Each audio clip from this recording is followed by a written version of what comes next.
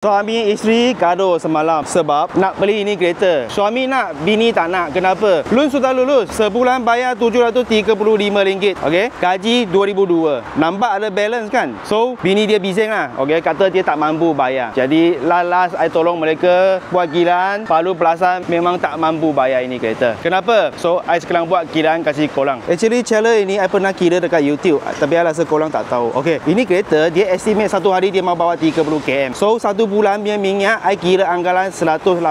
Sebab 1 km minyak anggaran 20 sen. Tiap-tiap hari dia mau lepas pelajar tol. Satu kali pelajar tol RM2 10 sen. Ulang alik RM4 20 sen. Satu bulan RM109. Next, minyak hitam I kira RM5,000 servis. Satu bulan RM24. Minyak gear I kira RM30,000 servis satu kali. Satu bulan RM8. Tayar I kira RM150. RM50,000 perlu tukar. Satu bulan RM13.20. Beli kereta mau renew insurans road tax. 1 tahun RM1,500. Satu bulan RM125. Lepas I kira tadi punya semua total up RM460. Okey, itu I nampak punya. Tak nampak punya I belum kira lagi. Tadi itu kawan dia kaji persen 2002. Tolak installment 735. Tolak itu expense yang kira punya RM460. Dia tinggal RM1,005 makan. Dia tak cukup. Dia ada anak satu tengah minum susu lagi. Rumah, telefon bill semua tak masuk. Jadi last pun tak jadilah. So video ini bring apa information kasih korang tahu. Beli kereta jangan nampak boleh bayar bulanan. Yang tak nampak punya korang belum gila lagi. Lagi satu, ini kereta